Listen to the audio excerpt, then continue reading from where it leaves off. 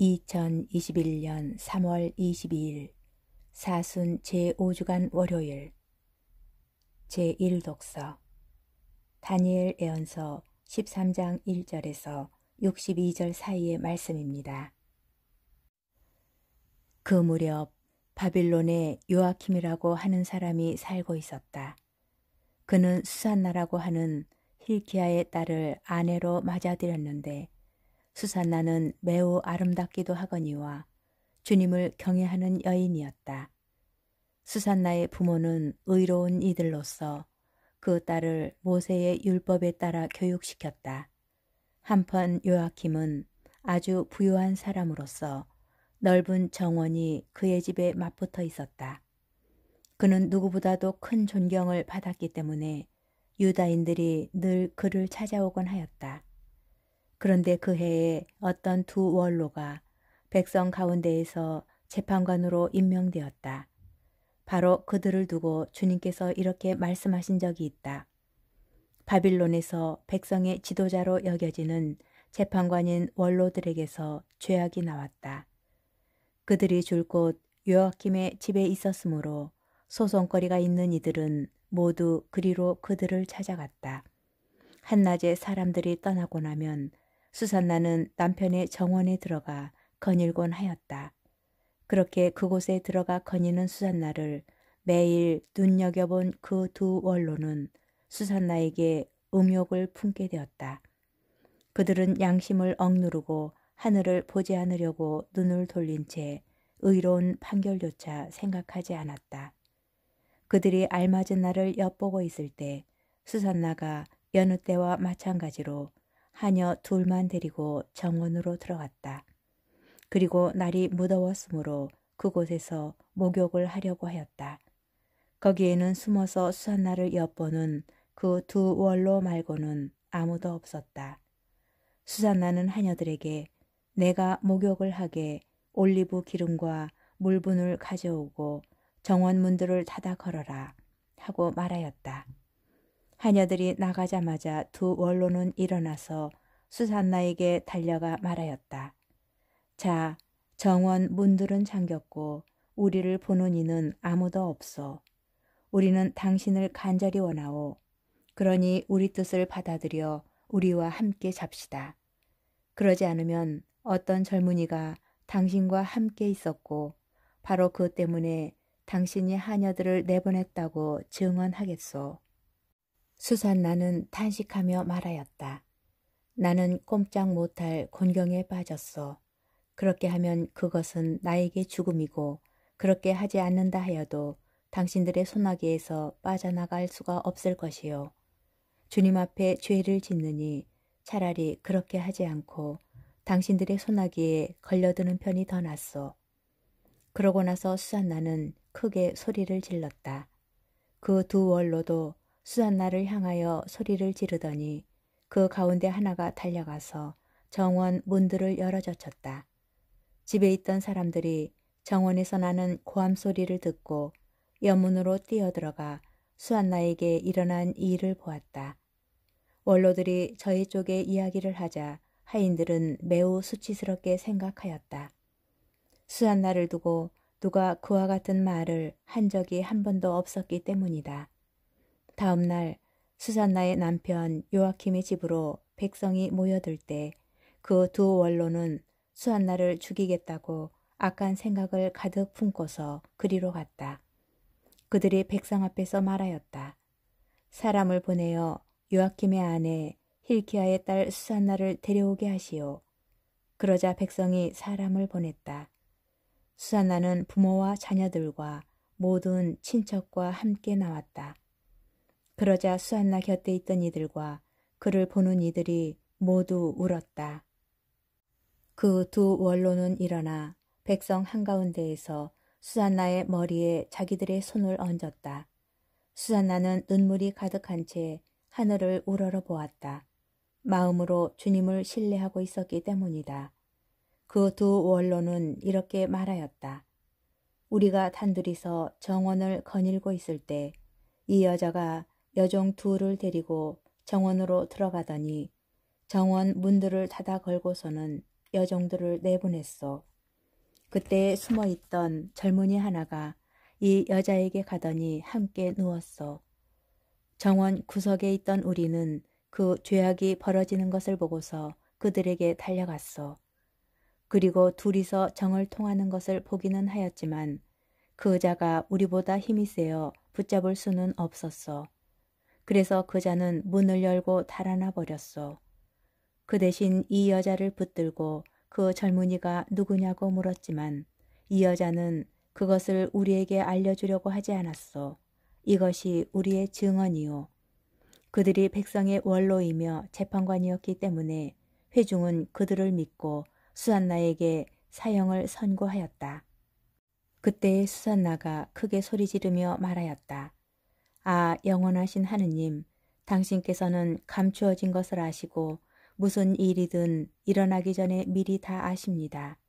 또한 당신께서는 이 자들이 저에 관하여 거짓된 증언을 하였음도 알고 계십니다. 이 자들이 저를 해치려고 악의로 꾸며낸 것들을 하나도 하지 않았는데 저는 이제 죽게 되었습니다. 주님께서 수산나의 목소리를 들으셨다. 그리하여 사람들이 수산나를 처형하려고 끌고 갈 때 하느님께서는 다니엘이라고 하는 아주 젊은 사람 안에 있는 거룩한 영을 깨우셨다.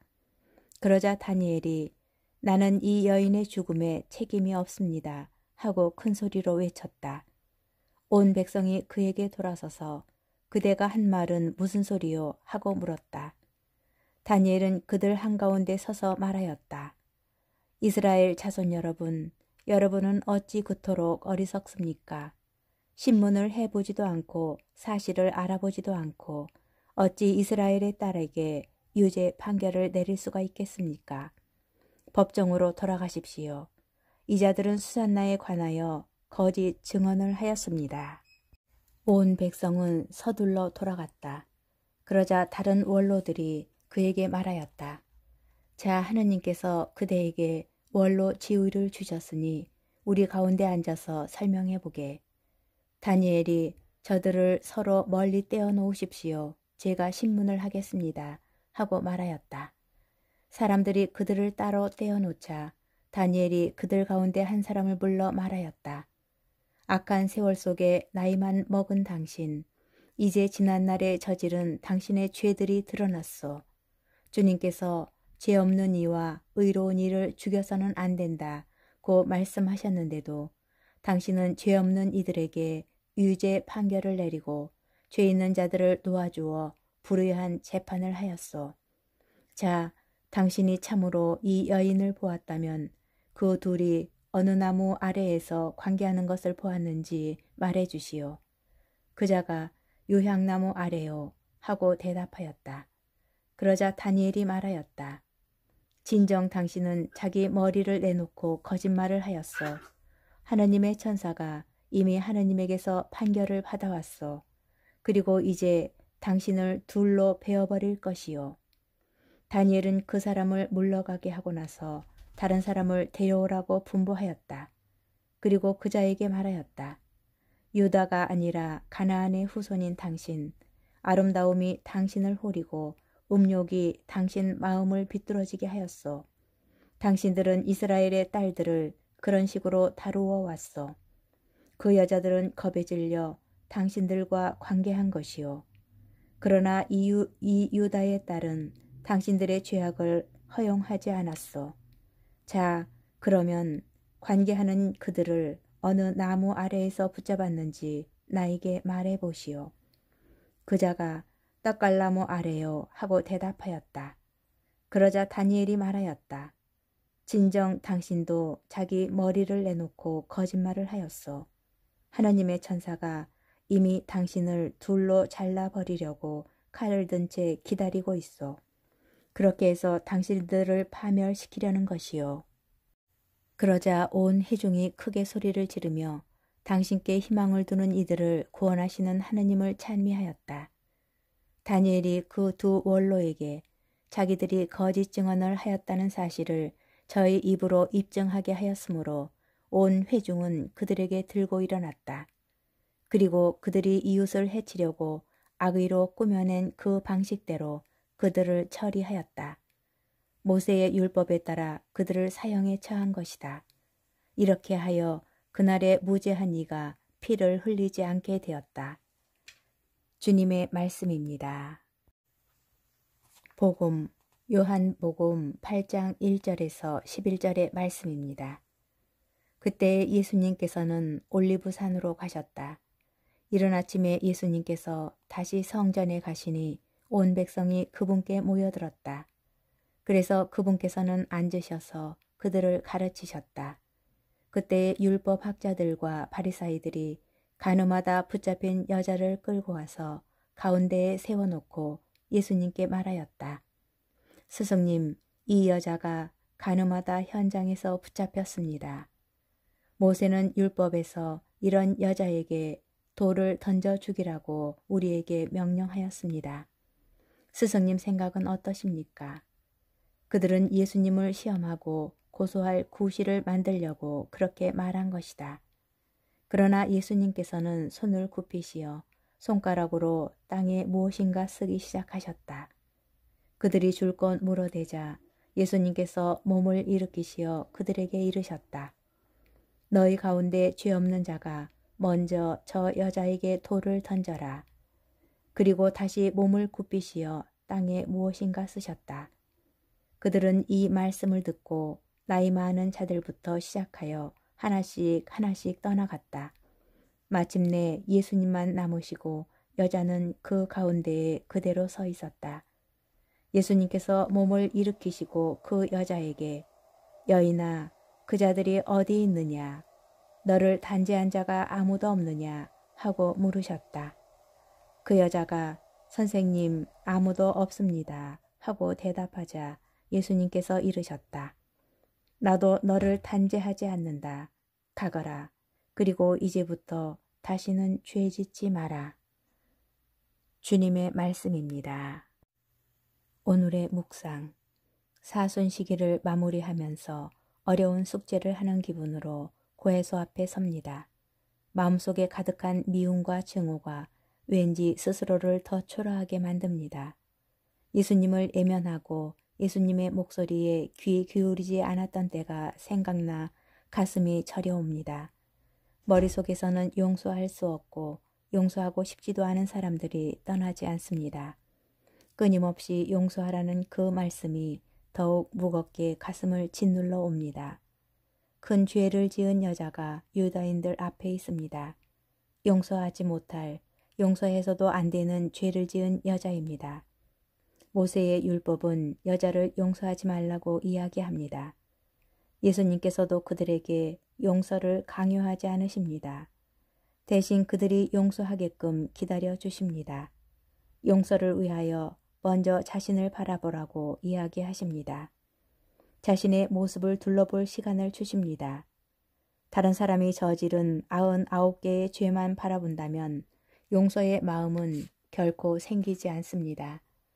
눈을 돌려 자신이 지은 작은 죄 하나라도 제대로 바라볼 수 있을 때 비로소 용서는 시작됩니다. 그 누구도 죄를 짓지 않고 살아갈 수는 없습니다. 자신은 죄가 없다고 말하는 사람은 교만과 오만의 죄에서 벗어나지 못하는 것입니다.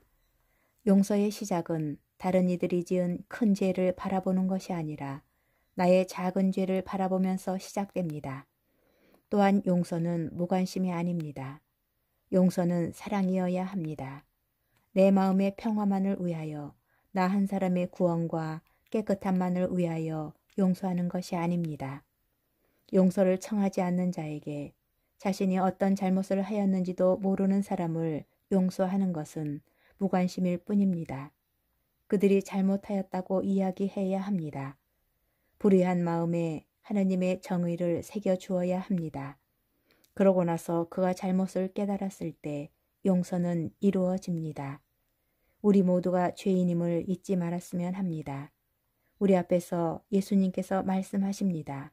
나도 너를 단죄하지 않는다. 가거라. 그리고 이제부터 다시는 죄 짓지 마라.